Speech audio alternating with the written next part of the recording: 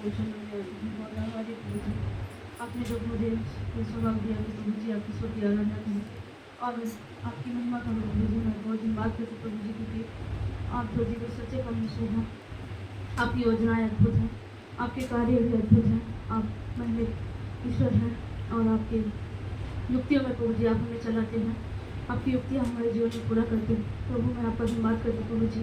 आज प्रभु जी आपके लोगों के सम्मुख प्रभु जी आपने आपकी स्तुति आराधना करने के लिए खड़ा किया है और आपके नाम की महिमा करने के लिए खड़ा किया है प्रभु जी। आपसे विनती करते कि प्रभु आपकी महिमा करने के लिए प्रभु आप मेरी सहायता कीजिए व्यर्थ बातों से और व्यर्थ की प्रभु जी प्रशंसा से प्रभु आप हमें बचाइए प्रभु जी। आपके अनुग्रह को मांगते प्रभु जी, सिर्फ और सिर्फ आपकी महिमा मैं करने पाऊँ प्रभु जी, क्योंकि आप मेरे प्रभु हैं, आप मेरे उद्धारकर्ता परमेश्वर हैं। आपने मुझे सृजा है और अपनी अपनी महिमा के लिए प्रभु जी आपने मुझे चुना है और आपकी ऊंची बुलाहट में प्रभु जी आपकी सेवा में बुलाया है प्रभु जी। सिर्फ और सिर्फ मैं आपकी महिमा करना चाहती प्रभु जी, इसलिए आप मेरी सहायता कीजिए। आपके अनुग्रह को मांगते हुए सारा आदर महिमा आपको देते हुए प्रार्थना को प्रभु यीशु मसीह के नाम में मांगते हुए दस ग्रहण कीजिए। आमीन।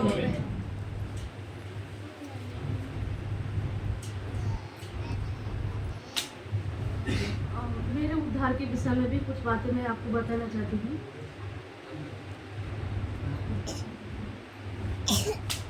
मेरा नाम है अल्पना। मेरे घर में 3 मेरा भाई हैं और मैं लगा के 3 सिस्टर हैं। मेरे घर में मैं तो बचपन से ये जानती हूँ कि प्रभु यीशु मसीह है, लेकिन उद्धार क्या है वो नहीं जानती थी। मेरा डैडी बचपन से प्रभु के बारे में सुना था, मतलब मेरे बचपन से मेरे डैडी को मुझे मालूम है कि वो प्रभु के बारे में जानते थे।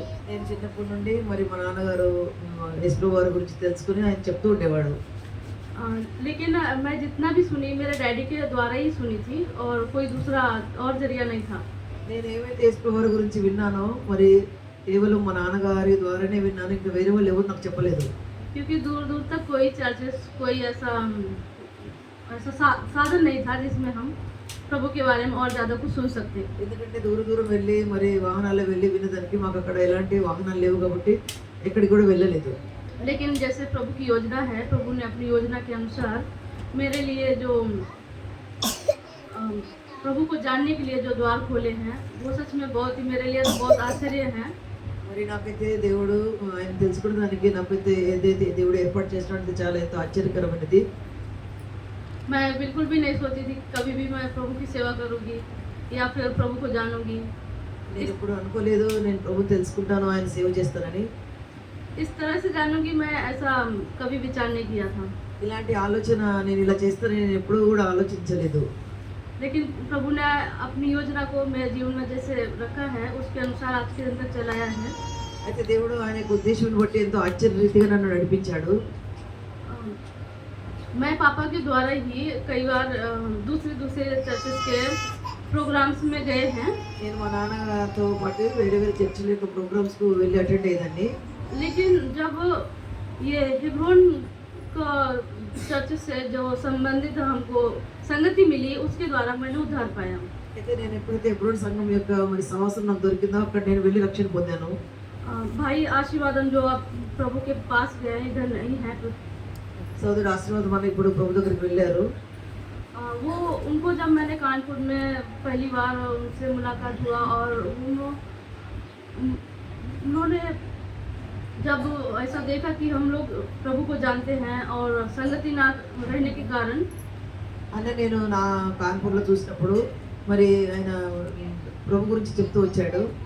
तो कई बार वो ऐसे घर में आके विजिट करते थे और बोलते थे चर्च में आओ। 5 సార్లు మా ఇంటికి మరి విజిటింగ్ వచ్చేసి మీరు చర్చికి రండి అని పిలిచాడు। लेकिन चर्च 35 किलोमीटर दूर था। మా ఇంటికి చర్చికి 35 కిలోమీటర్ల దూరము। मेरे लिए अकेले जाना मेरा मम्मी डैडी कभी भी हमको अनुमति नहीं करते थे। నన్ను ఒంటరిగా చర్చికి పోయేదానికి మా అమ్మ నాన్నగారు ఎప్పుడు నన్ను అనుమతించేవాళ్ళు కాదు। मेरा जो बड़ा अक्का है నా అక్కటి పెద్ద అక్క ఉన్నారు, उनका शादी वहाँ पे हुआ कानपुर से भरतना एक ब्रांच है। ఆ కాన్పూర్ నుంచి భర్తన అది ఒక బ్రాంచ్, అక్కడే మా అక్కకు వివాహం అయింది। वहाँ पे जब उनका शादी हुआ जाने के बाद में ఆమెకు వివాహం అయిన తర్వాత मैंने घर में फोर्स किया कि मुझे चर्च जाने दो। నేను ఇంట్లో ఫోర్స్ చేశాను బలవంతంగా నేను చర్చికి వెళ్తానని. मैं उनको बोली मैं तो कुछ गलत काम नहीं करती ना, నేనేమి తప్పుడు పని చేయటం లేదు కదా, तो मुझे चर्च जाने दो। నన్ను చర్చికి వెళ్ళనివ్వండి అని అడిగాను. कई बार मैं तैयार हुई, చాలా సార్లు నేను సిద్ధమైన చర్చికి వెళ్ళాలి. एक एक हफ्ता निकल जाने वाला संडे आता तो मैं तैयार हुई, మరి ప్రతి సండే ఆదివారం వచ్చినప్పుడు నేను చర్చికి వెళ్ళాలని సిద్ధమైనాను. लेकिन जब घर का माहौल देखे, मम्मी का चेहरा देखे तो फिर रुक गई। మరి అమ్మ ముఖం చూసి మరి ఇంటి పరిస్థితిని చూసి నేను చాలాసార్లు ఆగిపోయినాను. तो फिर एक बार मैंने ऐसा निर्णय ले लिया, कुछ भी है मुझे जाना है। అయితే ఒకసారి నేను నిర్ణయం తీసుకున్నాను, ఏది ఏమైనా నేను వెళ్ళాలని. ये जो निर्णय है कुछ भी होना मैं चर्च जाऊंगी, ये निर्णय मेरे लिए बहुत ही उपयोगी हो गया। ఏది ఏమైనా నేను చర్చికి వెళ్ళాలని నేను తీసుకునే నిర్ణయం అనేది నాకు చాలా ఉపయోగకరమైంది. मेरी मम्मी सोचते थे कि मैं कभी कहीं नहीं जा सकती अकेली, మా అమ్మ అనుకున్నది నేను ఎప్పుడు కూడా ఒంటరిగా ఎక్కడికి వెళ్ళను అని అనుకున్నది. लेकिन वो पहली बार जब मैं चर्च गई, चर्च से वापस आई మరి నేను మొట్టమొదటిసారిగా చర్చికి వెళ్ళి మళ్ళీ తిరిగి వచ్చిన తర్వాత तो मेरी मम्मी बोल रहे हैं మా అమ్మ ఏమన్నారంటే, लड़की को पंख आ गया, अभी कहीं भी जा सकती है। ఇప్పుడు అమ్మాయికి రెక్కలు వచ్చినాయి, ఇప్పుడు ఎక్కడికైనా వెళ్తుంది అన్నారు. उसी समय से मम्मी कभी भी फोर्स ऐसा नहीं जाना, बहुत जिद करके नहीं रोका, लेकिन मुझे जाने दिया। తర్వాత అమ్మగారు ఎప్పుడు కూడా నన్ను మరి వెళ్ళను అని చెప్పవద్దు అని అనలేదు, కానీ నన్ను వెళ్ళనిచ్చేది. फिर वहाँ पे संगति करती रही, అక్కడ నేను సాహసంకు వెళ్తూ వచ్చాను, आत्मिक जीवन में बढ़ती रही, ఆత్మీయంగా మరి ఎదుగుతూ వచ్చాను. लेकिन तब भी मुझे उद्धार क्या है नहीं मालूम। అయినా కూడా నాకు రక్షణ ఏంటో నాకు తెలియదు. बहुत लोग पूछते थे आपको उद्धार पाया क्या, చాలా మంది అడిగేవాళ్ళు నువ్వు రక్షణ పొందావా అని. उद्धार क्या है मुझे नहीं मालूम। రక్షణ ఏంటో నాకు తెలియదు. हमारा आंटी जो हमारा ट्रांसलेशन कर रहे हैं, నాకు ట్రాన్స్లేషన్ చేసే ఆంటీ ఉన్నారు కదా, ये आंटी नागपुर से वर्तना में आए थे। ఈ ఆంటీ నాగపూర్ నుంచి వర్తనాకు వచ్చారు. तो आंटी ने हमको बोला उद्धार पाए, जैसे सब लोग पूछते थे उद्धार पाए क्या। అందరు అడిగినట్లుగా ఆంటీ కూడా నన్ను అడిగినారు నువ్వు రక్షణ పొందావా అని. शनिवार का दिन था, मुझे बहुत अच्छे से याद है। అది శనివారం రోజు నాకు చాలా మంచిగా జ్ఞాపకం ఉంది. आंटी ने मुझे बोला आप उद्धार पाए क्या। నువ్వు రక్షణ పొందినవా అని అడిగారు. आंटी उद्धार क्या होता है। ఆంటీ రక్షణ అంటే ఏంటి అని అడిగినా నేను. आंटी ने हमको बैठाया, అప్పుడు ఆంటీ నన్ను కూర్చోబెట్టారు, प्रार्थना करो बोले। ప్రార్థన చేయమని చెప్పారు. आंटी मुझे नहीं आता। అంటే నాకు ప్రార్థన రాదని చెప్పాను.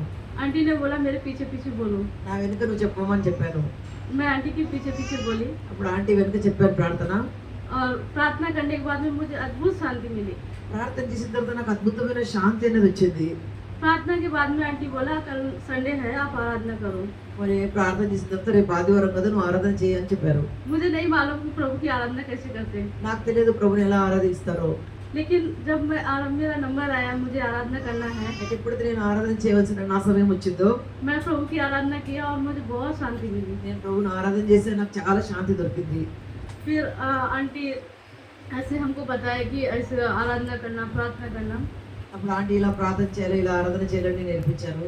उसके बाद में हम आंटी ये भी बताया कि अपने पापों से आप पश्चाताप करना, मन फिराना, प्रभु से मांगो प्रभु से कि प्रभु आपको क्षमा करे। నీ పాపముల గురించి పశ్చాత్తాపడు, మరి ప్రభుని అడుగు నా పాపను క్షమించమని అని చెప్పారు. ऐसा फिर जैसे आंटी ने बताया उसके अनुसार मैं प्रार्थना करने लगी। ఆంటీ చెప్పినట్టుగా నేను ప్రార్థన చేయడం ప్రారంభించాను. एक दिन ऐसे ही मैं संडे को चर्च जाने के लिए बहुत उत्साहित थी कि मुझे चर्च जाना है। जल्दी जल्दी उठती थी, मैं हमेशा 4 बजे उठती थी।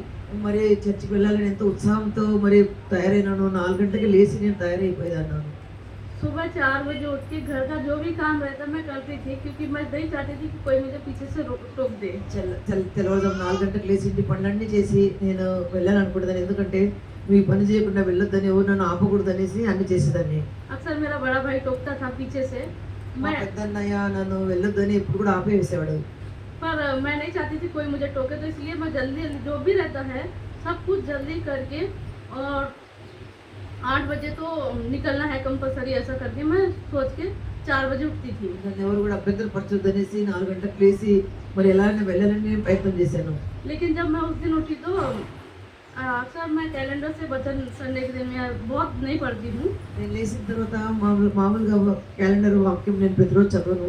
लेकिन उस दिन उठने समय से बहुत अजीब ही खुशी था मेरे मतलब। చాలా లేచిన తర్వాత ఎంతో అద్భుతమైనటువంటి శాంతి అనేది నాలో ఉన్నది. बाइबल पढ़ा, బైబిల్ చదువుకున్నాను, प्रार्थना किया ప్రార్థన చేసినాను. और कैलेंडर पे नजर गया मेरा। మరి క్యాలెండర్ మీద నా దృష్టి పోయింది. उस दिन का जो वचन था वो मैंने पढ़ी। ఆ రోజు నా వాక్యం నేను చదివాను. उस वचन को मैं पढ़ना चाहूंगी। ఆ వాక్యము చదివి వినిపిస్తాను. इफिसियों की पत्री ఎఫెసీయులకు రాసిన పత్రిక 2 अध्याय 2వ అధ్యాయము 8 वचन। 8వ వచనము. ఎఫెసీ 2:8 వచనము. उसमें लिखा है, ఇక్కడ ఏమని రాయబడిందంటే, क्योंकि विश्वास के द्वारा और अनुग्रह ही से तुम्हारा उद्धार हुआ है। మీరు విశ్వాసము ద్వారా కృప చేతనే రక్షింపబడి ఉన్నారు. ఇది మీ వల్ల కలిగినది కాదు, దేవుని వరమే. और यह तुम्हारी ओर से नहीं वरन परमेश्वर का दान है। तो ये वचन के द्वारा प्रभु ने मुझसे बात की और मैं इतना खुश हो गई, मैं तो बस इतना आनंदित थी, बहुत ज़्यादा। तो मैं बोली कि आप तो जाके भैया को बताऊंगी मैंने उद्धार पाया है, प्रभु ने हमको मेरे पाप से क्षमा दिया है। बहुत आनंद था। मैं चर्च में गई, सबको बताया, घर आई, मतलब कंटिन्यू मेरा फिर ऐसा हो गया रूटीन कि मैं कुछ भी नहीं, बाइबल पढ़ना, प्रार्थना करना, इतना ही मैंने अपने जीवन वहाँ से जो टर्निंग लिया तो वो ही मेरा काम हो गया। अभी बाइबल पढ़ना, प्रार्थना करना, जो भी घर का काम वो करना, बस कहीं बाहर नहीं जाना है और किसी से बात नहीं करना है, बाइबल, प्रार्थना, घर का काम। तो मेरा ये भक्ति देख के मेरे मम्मी पापा बहुत सोचते ये क्या हो गया इसको, ऐसा सोच के मतलब बहुत आश्चर्य समझते थे वो। మరి ఈ వాక్యము మరి దేవుడు నాకు ఇచ్చిన తర్వాత నాకు చాలా సంతోషమైంది. తర్వాత నేను మరి మందిరం కూడా వెళ్ళాను. మరి ఎంత సంతోషం అంటే ఇంకా ఇంట్లో ఏది కూడా చేసేదాన్ని కాదు, బైబిల్ చదువుకోవడం, ప్రార్థన చేసుకోవడం, ఇంటి పని చేసుకునేదాన్ని. तो ऐसा प्रभु ने मुझे उद्धार दिया। उसके बाद में हम और संगति में बढ़ते गए। ఈ రీతిగా నేను రక్షణ పొందిన తర్వాత సహవాసంలో ఎదుగుతూ వచ్చాను. हमारा जैसे जर्मे अंकल, हम उनको बहुत समय से जानते हैं। बोले तो जिस दिन से हम हेब्रोन चर्च में जाना शुरू किया है उस दिन से मैं जर्मे अंकल को जानती हूँ। ఎప్పుడైతే నేను హెబ్రోన్ సహవాసం వెళ్ళడం ప్రారంభించినప్పటి నుంచి నాకు జర్మీ అంకల్ అంటే నాకు పరిచయం అయింది. तो वहाँ पे हर साल में मीटिंग होता था ప్రతి సంవత్సరం కూడా అక్కడ మీటింగ్ జరిగాయి अगस्त में। ఆగస్టు మాసంలో. तो हम वहाँ पे मीटिंग अटेंड करने के लिए जब से मैं वो चर्च जाने लगी और वहाँ पे लोगों को जाने लगी, मैं चर्च में जाती थी वहाँ पे। అక్కడికి మీటింగ్స్ వెళ్ళి అక్కడ దేవుని యొక్క ప్రజలను కలుసుకుంటూ వచ్చేదాన్ని. एक बार जर्मे भाई आशीर्वाद भाई ने ఒకసారి ఆశీర్వాదం అన్న हमको जर्मे अंकल के घर में भेजा कि कुछ लोग वहाँ पे रुकने वाले हैं तो वहाँ पे क्लीनिंग करके आओ। మరి అక్కడ కొద్దిమంది వస్తున్నారు, దేవుని దాసులు వెళ్ళి అక్కడ క్లీనింగ్ పని చేయని ఆశీర్వాదం అన్న పంపించారు. क्लीनिंग करने के लिए वहाँ पे जब गए तो हमारा काम करने के बाद में మరి అక్కడ క్లీనింగ్ పని వెళ్ళినప్పుడు పనులన్నీ అయిన తర్వాత अंकल आंटी हमको बैठाया, बैठो और बात किया। అంకుల్ ఆంటీ కూర్చోబెట్టి మాతో మాట్లాడినారు నాతో. अंकल मुझे पूछा आप क्या करना चाहते हो। అంకుల్ నన్ను అడిగినారు నువ్వేం చేయాలని అనుకుంటున్నావు అని. तो मैं बहुत पहले से ये मुझे मेरे मन में था कि मुझे सेवा करनी थी। నాకు చాలా రోజుల నుంచి నాకు మనసు ఉంది దేవుని సేవ చేయాలని. जब अंकल ने पूछा आप क्या करना चाहते हैं, అంకుల్ నువ్వేం చేస్తావు అని అనుకుంటున్నావు అని అడిగినప్పుడు मैंने बोला अंकल मैं सेवा करना चाहती हूँ। అంకుల్ నేను సేవ చేయాలని అనుకుంటున్నానని చెప్పాను. अंकल ने मुझे बोला क्या प्रभु आप चाहते हैं कि आप सेवा करें, మరి నువ్వు అనుకుంటున్నావు కానీ ప్రభు అనుకుంటున్నాడు నువ్వు సేవ చేయాలని అడిగాడు. आप चाहते हैं कि आप सेवा करना चाहते हैं। నువ్వు కోరుతున్నావు నేను సేవ చేయాలని, प्रभु क्या चाहता है, కానీ ప్రభు ఏం కోరుతున్నాడు, प्रार्थना करो। నువ్వు ప్రార్థన చేయి దీని గురించి అని చెప్పాడు. मैं सेवा के विषय में प्रार्थना करने लगी। నేను సేవ గురించి ప్రార్థన చేయడం ప్రారంభించాను. इफिसियों की पत्री में ఎఫెసీయులకు రాసిన పత్రికలో 3 अध्याय 3వ అధ్యాయము प्रभु हमसे सेवा के विषय में बात किया। ప్రభు నాతో సేవ గురించి మాట్లాడాడు. वहाँ वहाँ पे 7 वचन से 9 वचन तक जो बातें लिखी हैं, ఇక్కడ 6 నుంచి 7 వచనాలు ఏదైతే రాయబడ్డాయో इन वचनों के द्वारा प्रभु ने मुझसे बात किया। ఈ వాక్యం ద్వారా దేవుడు నాతో సేవ గురించి మాట్లాడుతూ వచ్చాడు. जैसे लिखा है, मैं परमेश्वर के अनुग्रह के उस दान के अनुसार जो उसकी सामर्थ्य के प्रभाव के अनुसार मुझे दिया गया है उस सुसमाचार का सेवक बना। मुझ पर जो सब पवित्र लोगों में छोटे से छोटा हूँ, यह अनुग्रह हुआ कि मैं अन्य जातियों को मसीह के आगमन का सुसमाचार सुनाऊं। దేవుడు కార్యకార్య తన శక్తిని బట్టి నాకు అనుగ్రహించిన కృపావరం చెప్పున నేను ఆ సువార్తకు పరిచారకుడినైతిని. ये बात मैंने भैया को बताया कि भैया मुझे प्रभु ने ऐसा सेवा के लिए बात किया है। ఈ వాక్యం తీసుకుని నేను ఆశీర్వాదం చెప్పినాను, అన్న దేవుడు నాతో సేవ గురించి మాట్లాడుతున్నాడని. तो आंटी हमारा आंटी वहाँ पे अक्सर बीबीएस के लिए आते थे जब तक भैया थे वहाँ पे। మరి ఆశీర్వాదం అన్న బ్రతికిన దినాలు ఆంటీ మాకు అక్కడ వీబీఎస్ చెప్పేదానికి వచ్చేవారు. तो भैया ने जब मेरा ये बातों को भैया को मालूम चला మరి నేను అన్నకి ఎప్పుడైతే ఈ వాక్యం గురించి నా సేవ పిలుపు గురించి చెప్పానో तो भैया ने आंटी से बात किया। అన్న మరి ఆంటీతో మాట్లాడినారు ఆశీర్వాదం అన్న. तो आंटी ने हमको बोला कि हमसे बात किया, ऐसा सेवा ऐसा रहता है, ऐसा परिस्थिति में, और बहुत सारी बातें आंटी ने हमको समझाया। సేవ గురించి మరి ఇలాంటి పరిస్థితులు వస్తాయని ఆంటీ ఎన్నో సేవ గురించి నాకు చెప్పారు. और खासकर बताया कि शादी के विषय में नहीं सोचना है, ఇంకా ప్రత్యేకంగా చెప్పారు వివాహం గురించి నువ్వు తలంచుకోవద్దని. प्रभु की इच्छा है तो होता नहीं। ఒక చిత్తమైతే వివాహం అవుతుంది. बहुत लोग ऐसा बताया, बहुत लोग ऐसा शादी नहीं हो रहा तो वापस अपना घर चले जाते या फिर वापस चले जाते सेवा से। చాలా మంది నాకు వివాహం అవ్వట్లేదు అనేసి ఇంటికి వెళ్ళిపోతారు. तो मैंने ये बात आंटी को बोला, आंटी कुछ भी है, मुझे सेवा करना है तो मैं कभी भी शादी के विषय में आपसे कोई बात नहीं करूँगी। నేను అన్నాను ఆంటీ సేవలో ఏదేమైనా కూడా నాకు వివాహం చేయండి అని నేను ఎప్పుడు కూడా అడగను, నాకు వివాహం అవ్వకుండా కూడా చెప్పాను. ये सब बातें मुझे बपतिस्मा लेने से पहले हो गई। ఈ విషయాలన్నీ నేను బాప్తిసం తీసుకున్న మునుపు జరిగినాయి. 2018 में मैंने उद्धार पाया। 2018లో నేను రక్షణ పొందాను. 2019 में मेरा बपतिस्मा दिल्ली में हुआ। 2019లో మరి ఢిల్లీలో నేను బాప్తిసం తీసుకున్నాను. बपतिस्मा का वचन दिया प्रभु ने मुझे। బాప్తిసం యొక్క వాగ్దానం దేవుడు నాకు ఇచ్చాడు. लेवियों का లేవియా కాండము उसका 26 अध्याय, 26వ అధ్యాయము उसमें 6 वचन, 6వ వచనము. और ये वचन भी हमको जर्मिया अंकल ही एक्सप्लेन किया है। ఈ యొక్క మరి వచనం కూడా జెర్మియా అంకుల్ నాకు చక్కగా వివరించి చెప్పారు. मैंने बपतिस्मा लिया నేను బాప్తిసం తీసుకున్నాను. और जैसे सबको एक वायदे देते हैं लोग चर्च में, ఇలా మరి అందరికి వాగ్దానం ఇస్తారు కదా సమయంలో. तो वायदे को एक्सप्लेन करने के लिए एक एक प्रभु के दास को उनको मतलब कई ज़्यादा लोग वहाँ पे बपतिस्मा लेते हैं एक बार में। మరి వాగ్దానంలో మరి బాప్తిసము చాలా మంది తీసుకుంటారు ఒకసారి. जब मैंने वहाँ बपतिस्मा लिया तो 40 लोग बपतिस्मा लिया था। నేను బాప్తిసం తీసుకున్నప్పుడు 40 మంది బాప్తిసం తీసుకున్నారు. तो 4 का ग्रुप बना के वहाँ पे एक एक प्रभु का दास उनको उनका वायदे को समझाते थे। నలుగురిని గ్రూప్ చేసి వాళ్ళకు మరి దేవుని దాసులు వారి యొక్క వాగ్దానం గురించి వివరించి చెప్పేవాళ్ళు. तो ये वचन जब अंकल ने हमको समझाया तो हमको अच्छा लगा, और मैं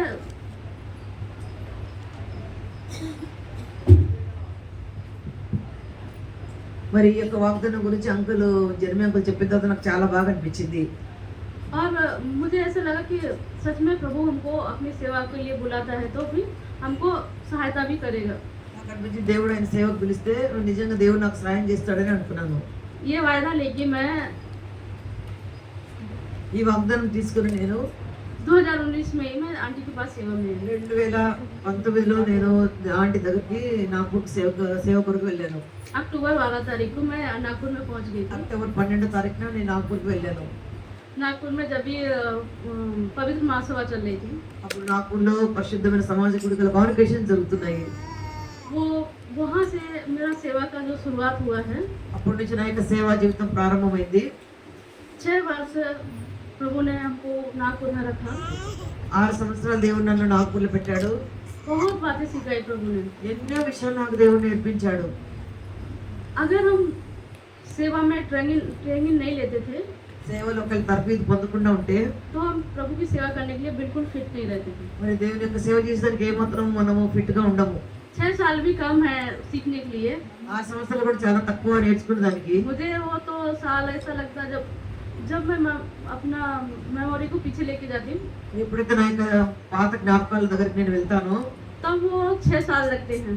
మరి అప్పుడే మాత్రం నాకు 6 సంవత్సరాలు అనిపిస్తుంది. लेकिन जब ऐसे ही सोचते हैं అలా ఆలోచన చేస్తూ ఉంటే तो बहुत दिन नहीं हुआ ऐसा लगता। చాలా రోజులు గడిచిపోలేదని అనిపిస్తుంది నాకు. जहाँ प्रभु की उपस्थिति रहे ఎక్కడైతే దేవుని యొక్క సన్నిధి ఉన్నదో बहुत ही आनंद। ఎంతో ఆనందం ఉంటుంది. हम ये भी नहीं बोल सकते कि कोई परीक्षा नहीं रहती। మరి అక్కడ ఎలాంటి పరీక్ష లేదని అనుకోకూడదు. बहुत परीक्षाएं रहती हैं, ఎన్నో పరీక్షలు కూడా ఉంటాయి. लेकिन ऐसी सारी परीक्षाओं में అయితే అన్ని పరీక్షల్లో కూడా प्रभु का अनुग्रह मैं मांगती आई हूँ। దేవుని యొక్క కృప నేను అడుగుతూ వచ్చాను. मैं हमेशा जब मुझे भाई ने सेवा के लिए भेजने के लिए हमको बुलाया, प्रार्थना किया, మరి ఎప్పుడైతే సేవకు పొమ్మనేది మాకు ప్రార్థన చేసి చెప్పినారో प्रार्थना करने के लिए बुलाया, उन्होंने बोला मुझे మరి ప్రార్థన చేయమని వాళ్ళు చెప్పినప్పుడు जो लोग हल पे हाथ रख के पीछे मुड़ते हैं ఎవరైతే మరి గాడి మీద చేయి పెట్టి వెనకైతే చూస్తారో उन लोग कभी सफलता नहीं पा सकते। మరి ఎప్పుడు కూడా మరి సఫలత పొందలేరు అని చెప్పారు. जब भी कोई ऐसी परिस्थिति आती है, हमको दुख लगता है या फिर हमको लगता है बहुत हम कठिनाई में हैं, ఏదైతే పరిస్థితి చాలా కఠినంగా అనిపించి దుఃఖంగా ఉన్నప్పుడు तो मैं सोचती थी कि ये प्रभु की ओर से है मेरे लिए। ఇది దేవుని వైపు నుండి నా దగ్గరకు వచ్చిందని అనుకునేదాన్ని. इस परीक्षा पे मैं विजय पाई ఈ పరీక్షలో నేను విజయం పొందితే तो हम आगे बढ़ने पाएंगे। అప్పుడే నేను ముందుకు పోగలను. जैसे उदाहरण के लिए ఉదాహరణకు कोई भी स्टूडेंट ఏదైనా ఒక విద్యార్థి ఉన్నారు అనుకోండి, कॉलेज में पढ़ाई कर रहा है, स्कूल में पढ़ाई कर रहा है, కాలేజ్ స్కూల్లో చదువుతున్నారు అనుకోండి, अगर वो साल भर पढ़ाई करे సంవత్సరాల తరబడి వాళ్ళు చదివినా కూడా और एग्जाम नहीं लिखे तो ఒకవేళ పరీక్ష రాయకుండా ఉంటే वो बिल्कुल भी आगे नहीं बढ़ सकता। వారు ఇంకా ముందు వెళ్ళలేరు వాళ్ళు. तो ऐसी सारी परीक्षाओं में కాబట్టి ఇలాంటి అన్ని పరీక్షలు కూడా मैं प्रभु से अनुग्रह मांगती रही, నేను దేవుని కృపను అడుగుతూ వచ్చాను. प्रभु मुझे आगे बढ़ना है, ప్రభు ఇంకా నేను ముందుకు వెళ్ళాలని కోరుతున్నాను. आपने मुझे अपनी सेवा के लिए चुना है, నువ్వు నన్ను సేవ కొరకే ఏర్పరచుకున్నావు. मैं पीछे हट के నేను వెనక తిరగను. आपके नाम पे निंदा नहीं लाना चाहती। నీ నామను కూడా నిందనే తీసుకురావాలని అనుకోవటం లేదు. ऐसे मैं आपसे प्रार्थना करती थी, ఈ రీతిగా నేను ప్రార్థన చేస్తూ వచ్చాను. मैं नहीं चाहती कि मेरी वजह से నా ద్వారా మరి నీ నామను నింద కలగకూడదని అనుకున్నాను. प्रभु के नाम पे निंदा आए। ప్రభు నామం నింద కలగకూడదు. तो ऐसे मैं सब बातों को अपना स्मरण में रख के मैं प्रार्थना करती थी। ఈ రీతిగా అన్ని జ్ఞాపకం చేసుకుంటూ నేను ప్రార్థన చేశాను. आज भी मैं वही बात सोचती, अगर कोई नया व्यक्ति हमारा नाखून में जब भी मैं वहाँ पे थी या फिर मेरे रहते हुए जो भी आया तो మరి నేను నాకు ఉన్నప్పుడు ఎవరైనా కొత్త వ్యక్తులు వస్తే अगर मैं उनको कुछ भी बात करती तो इतना నేను ఎప్పుడైతే వాళ్ళతో మాట్లాడుతానో ఏ మాట అయినా కూడా कि आपको प्रभु ने बुलाया सेवा के लिए, నిన్ను ప్రభు సేవకు పిలిచినాడని, आप प्रभु का जब तक प्रभु आपको नहीं बोले कि आप जाओ ప్రభు నిన్ను వెళ్ళు అని చెప్పేంత వరకు तब तक आप नहीं जाना। నువ్వు వెళ్ళకూడదు. प्रभु ने बुलाया ना, ప్రభు పిలిచినాడు కదా, तो आप अपनी इच्छा से कैसे प्रभु की सेवा छोड़ के जा सकते हैं। నీవు నీ ఇష్టం బట్టి సేవను వదిలిపెట్టి ఎట్లా వెళ్తావు? अगर परीक्षा है तो పరీక్షలు వచ్చినా కూడా तो प्रभु से अनुग्रह मांगो, ప్రభును కృప అడగాలి. प्रभु बहुत देता अनुग्रह। ప్రభు కృప చూపిస్తాడు. जैसे पौलुस से कहता प्रभु ప్రభు పౌలుతో చెప్పినట్లు कि मेरा अनुग्रह तेरे लिए काफी है। నా కృప నీకు చాలని చెప్పినట్లు तो जब भी मैं किसी से बात करे तो यही बात बोलती, अगर वो सेवा के लिए आए तो। నేను ఎవరైనా సేవ గురించి వస్తే ఇలాంటి మాటలే మాట్లాడతాను. और बाकी वैसा तो कुछ ये नहीं है, लेकिन इस तरह से प्रभु ने हमको सेवा में आगे बढ़ने के लिए सहायता किया। ఈ రీతిగా దేవుడు నన్ను సేవలో ముందు వెళ్ళడానికి సహాయపడ్డాడు. फिर जैसे शादी के विषय में भी వివాహం గురించి నా వచ్చినప్పుడు आंटी ने हमको बताया था, मतलब 1-2 साल से लगभग ऐसा बोल के रखा था कि आपका शादी के लिए रिश्ते देख रहे हैं, అంటే 2 సంవత్సరాలు చెప్తున్నారు నీ యొక్క వివాహం గురించి సంబంధాలు చూస్తున్నామని प्रार्थना करो बोला। ప్రార్థన చేసుకొని చెప్పాను. तो जब मैं प्रार्थना कर रही थी ఎప్పుడైతే నేను ప్రార్థన చేస్తున్నానో 2024 में ही 2024లో प्रभु ने मुझे एक वायदा दिया था। దేవుడు నాకు ఒక వాగ్దానం ఇచ్చాడు. वो भजन संहिता కీర్తనల గ్రంథము 113 113వ కీర్తన 113వ కీర్తన वो 2014 लगभग खत्म, दिसंबर का ही महीना था। 2024 డిసెంబర్ మాసంలో प्रभु ने मुझसे बात किया। దేవుడు నాతో మాట్లాడాడు. उसमें जो बातें लिखी है जिस तरह से, ఏదైతే విషయాలు ఇక్కడ రాయబడ్డాయో यहाँ 5 वचन से लेके 9 वचन तक 5 నుంచి 9 వచనాలు, हमारे परमेश्वर यहोवा के तुल्य कौन है? वह तो ऊंचे पर विराजमान है और आकाश और पृथ्वी पर भी दृष्टि करने के लिए झुकता है। वह कंगाल को मिट्टी पर से और दरिद्र को घूरे पर से उठाकर ऊंचा करता है कि उसको प्रधानों के संग अर्थात अपनी प्रजा के प्रधानों के संग बैठाएं। ये जो 8 वचन तक जो बातें लिखी ना, ये बातें मेरे दिल को छू गई बहुत ज़्यादा। 8వ వచనము నా యొక్క హృదయాన్ని తాకింది. ఆయన నేల నుండి దరిద్రులను లేవనెత్తవాడు, వెంట కుప్ప మీద నుండి బీదలను పైకెత్తవాడు. उस दिन से मैंने बहुत गंभीर होके मैं शादी होना ऐसा प्रार्थना नहीं किया मैंने। ఆ రోజు నుండి గంభీరంగా నాకు వివాహం అవ్వాలని నేను గంభీరంగా ప్రార్థన చేయలేదు. मैं इतना प्रार्थना करती थी, प्रभु आपने ये वायदा दिया है నేను ఇలా ప్రార్థన చేసినాను, ప్రభు నువ్వు వాగ్దానం ఇచ్చావు. और प्रभु अपने किए हुए वायदा के प्रति దేవుడు ఆయన ఇచ్చిన వాగ్దానం బట్టి विश्वास योग्य है। ఆయన నమ్మకమైన వాడు. प्रभु आपका विश्वास योग्यता के अनुसार ప్రభు నీ యొక్క నమ్మకత్వమును బట్టి जो वायदा आपने दिया है నువ్వు ఏదైతే నాకు వాగ్దానం ఇచ్చావో इसे पूरा कीजिए। నిన్ను నువ్వు నెరవేర్చని ప్రార్థించా. 2024 में प्रभु ने मुझे वायदा दिया 2024లో ఈ వాగ్దానం దేవుడు నాకు ఇచ్చాడు. 2025 2025లో लास्ट हो गया। డిసెంబర్ వరకు వచ్చింది. मैं यही वायदा को लेके నేను ఈ వాగ్దానం ఎత్తుకొని प्रार्थना करती रही। ప్రార్థన చేస్తూ వచ్చాను.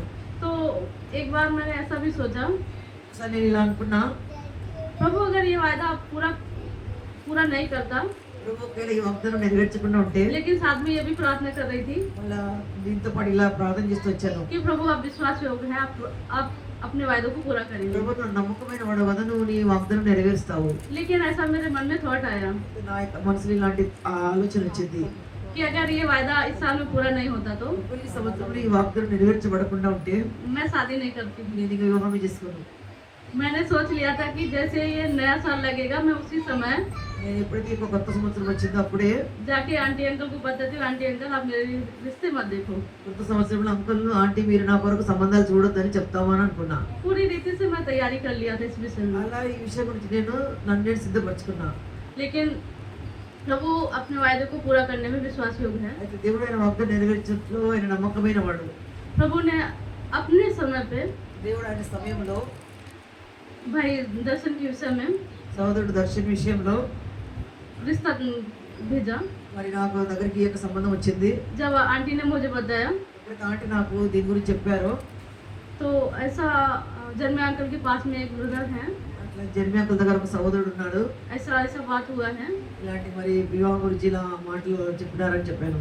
आप प्रार्थना करो, నువ్వు ప్రార్థన చేసుకో, अगर आपकी ओर से हाँ है तो ఒకవేళ నువ్వు సరే అని చెప్తే అవునంటే आगे बात करती बोला। ఇక ముందు మనం మాట్లాడుకోవచ్చు అని చెప్పారు. और इनके विषय में बताया था మరి సహోదరు గురించి ఏమని చెప్పారంటే, कि उन्होंने प्रार्थना किया और प्रभु उनको शांति दिया है। సహోదరుడు ప్రార్థన చేశారు, ఆయనకు సమాధానం దొరికిందని, उपवास के साथ प्रार्थना किया बोला। ఉపవాసంతో ప్రార్థన చేశారని చెప్పారు. तो मैं ये बात आंटी ने भी बताया और अंकल फिर हमको बिठा के प्रार्थना करने के लिए और मतलब और जो भी उनको बोलना था अंकल बोलने के लिए हमको बुलाया। మరి అంకుల్ పిలిచి మరి ఏదైతే చెప్పాలనుకున్నారో అవన్నీ ఆయన అంకుల్ పిలిచి చెప్పారు. अंकल आंटी दोनों लोग हमको बिठा के बात किया, అంకుల్ ఆంటీ ఇద్దరు కూర్చోబెట్టి నాతో మాట్లాడినారు. नाम भी बताया, పేరు గురించి కూడా చెప్పారు. प्रार्थना करने के लिए बोला। ప్రార్థన చేసుకొని చెప్పారు. लेकिन मैं थोड़ी देर में नाम भूल गई। ఆ తర్వాత కొంచెంసేపు అయిన తర్వాత పేరు మర్చిపోయిన ఏ పేరు చెప్పారు. मैं सोच रही क्या करती, मैं सोच रही ऐसा, నేనేమనుకుంటున్నాను అనుకున్నాను. खैर वो तो सब हो गया। ఆ రీతిగా అలా జరిగింది. लेकिन मैंने जो आंटी ने जो मुझसे बातें किया था कि ऐसा आप प्रार्थना करो, మరి ఆంటీ ఎప్పుడైతే దీని గురించి నువ్వు ప్రార్థన చేసుకొని చెప్పారో, उसके लिए मैं प्रार्थना करने से पहले దాని గురించి ప్రార్థన చేసేదానికంటే మునుపు मैंने प्रभु से कहा, నేను ప్రభుతో అడిగాను, प्रभु मुझे शुद्ध कीजिए, पवित्र कीजिए। ప్రభు నన్ను శుద్ధి చేయి, పవిత్రం చేయి. और अगर जैसे एस्तर के विषय में वो राजा के पास जाने से पहले మరి ఎస్తేరు రాజు దగ్గర వెళ్ళేదానికి మునుపు उसको 6 महीने तक उसका एक विधि है जो उसको शुद्ध करने की विषय में लिखी गई है। మరి 6 మాసాలు తను తాను శుద్ధి చేసుకోవాలన్నటువంటి విధి ఆమెకు చట్టం ఏర్పరిచారు. तो वो संदर्भ लेके ఆ సందర్భం తీసుకొని मैं मेरे विषय में నేను నా గురించి प्रार्थना किया, पश्चाताप भी किया। प्रभु अगर कोई भी ऐसी गलती है तो मुझे क्षमा कीजिए। ప్రార్థన చేసి పశ్చాత్తాపడి ప్రభు నాలో ఎలాంటి పొరపాటు ఉంటే నన్ను క్షమించమని అడిగాను. फिर उसके बाद मैंने प्रार्थना किया, ఆ తర్వాత నేను ప్రార్థన చేశాను, प्रभु इस रिश्ते के विषय में आपकी क्या योजना है, ప్రభు ఈ సంబంధం గురించి నీ యొక్క ఆలోచన ఏంటి, నీ యొక్క ఉద్దేశం ఏంటి, आप मुझे शांति देते हैं నాకు సమాధానం ఇవ్వమని అడిగాను. तो इस विषय में आप मुझे शांति दीजिए करके प्रार्थना ఈ की। విషయం గురించి నాకు సమాధానం ఇవ్వమని ప్రార్థించాను. शुक्रवार को आंटी अंकल मुझसे बात किया था। శుక్రవారం ఆంటీ అప్పుడు నాతో మాట్లాడారు ఈ విషయము. शनिवार और संडे सुबह तक मैं प्रार्थना किया। శనివారం ఆదివారం ఉదయం వరకు ప్రార్థన చేశాను. मैंने बिल्कुल भी नहीं सोचा कि प्रभु संडे के दिन में मुझसे बात करता। నేను అనుకోలేదు దేవుడు ఆదివారం నాతో మాట్లాడతాడని. जो ब्रदर का मैसेज मैं कभी समझ नहीं पाती थी, ఒక అన్న వాక్యం చెప్తాడు, ఆయన మాటలు నేను ఎప్పుడు అర్థం చేసుకున్నదని కాదు. उन्हें अंकल मैसेज दे रहे थे, ఆ అంకుల్ వాక్యం చెప్తా వచ్చారు. तो उन्होंने जैसे भजन संहिता ఆ అంకుల్ వాక్యం చెప్తప్పుడు ఏం చెప్పారంటే కీర్తనల గ్రంథము 84 84వ కీర్తన.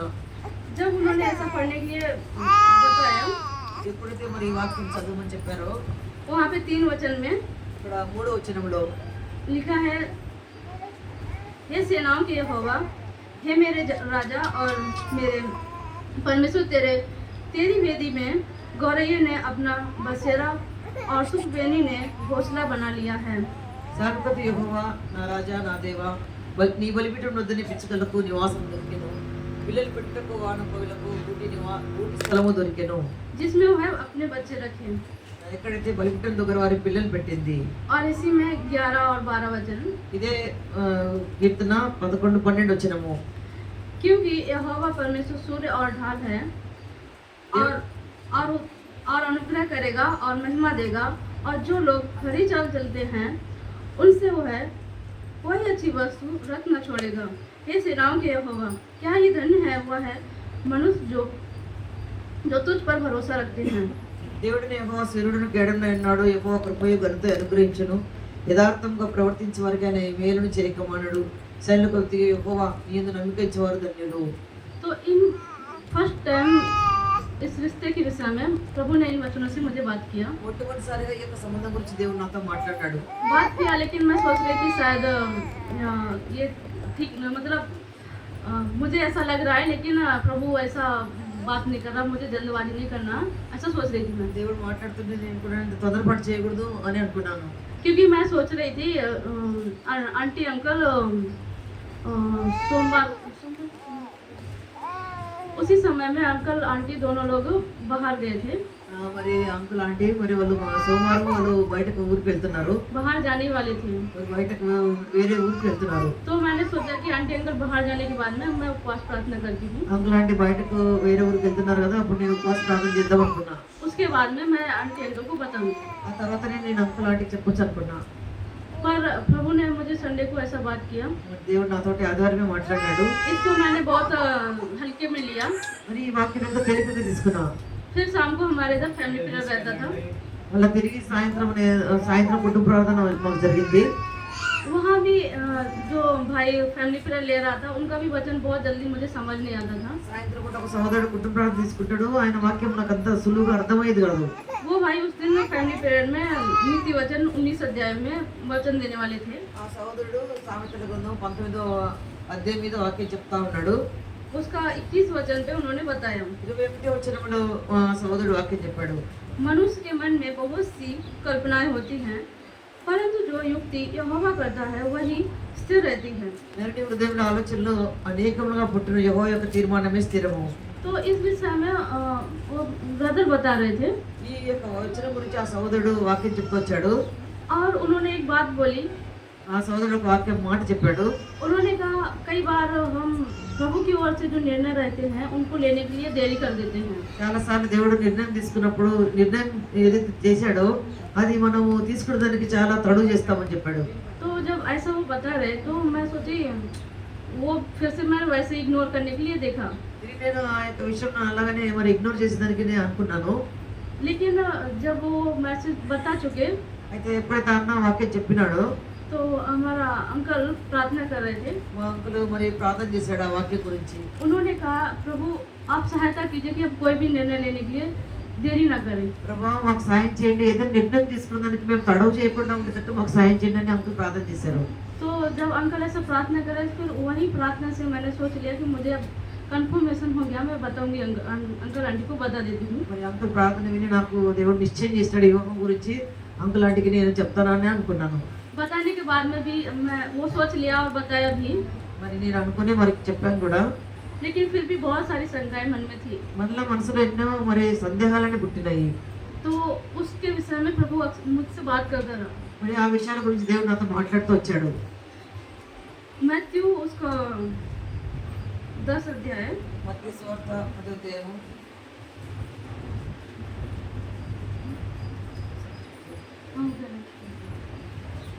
उसमें 10 अध्याय में लिखा है गौरैयों के विषय में। 10వ అధ్యాయంలో కూడా ఇక్కడ పిచ్చుకల గురించి ఇక్కడ చెప్పబడింది. प्रभु ने मुझे उससे शांति दिया। మరి ఈ వాగ్దానం ద్వారా దేవుడు నాకు సమాధానం ఇచ్చాడు. फिर उसके बाद में ఆ తర్వాత यहोशू की पुस्तक యెహోషువ గ్రంథము उसमें पहले अध्याय में మొదటి అధ్యాయము 9 वचन से भी प्रभु ने मुझे शांति दिया। మొదటి అధ్యాయం 9వ వచనం ద్వారా దేవుడు నాకు సమాధానం ఇచ్చాడు. लिखा है मैंने तुझे आज्ञा नहीं दी, याव बांध कर दृढ़ हो जा, भय न खा और तेरा मन कच्चा न हो, क्योंकि जहाँ जहाँ तू जाएगा वहाँ वहाँ तेरा परमेश्वर यहोवा तेरे संग रहेगा। నేను నీకు ఆజ్ఞ ఇచ్చున్నాను కదా, నిబ్బరం కలిగి ధైర్యంగా ఉండము, దిగులు పడకము, జడియకము. నీవు నడుచు మార్గం అంతటి నుండి దేవుడు నీ యొక్క నీకు తోడై ఉండును. इन वचनों से प्रभु ने मुझे शांति दिया है। ఈ వాక్యం ద్వారా వివాహం గురించి దేవుడు నాకు సమాధానం ఇచ్చాడు. बहुत बार मैं बहुत सी बातों को सोचा, మరి చాలాసార్లు నేను కొన్ని విషయాల గురించి నేను ఆలోచన చేశాను. लेकिन जब प्रभु हमसे बात किया तो అయితే ఎప్పుడు దేవుడు మనతో మాట్లాడతాడో प्रभु मुझे अद्भुत शांति दिया। దేవుడు నాకు అద్భుతమైన సమాధానం ఇచ్చాడు. इसके कारण ఆ కారణంను బట్టి प्रभु प्रभु से मैं प्रार्थना किया और उसको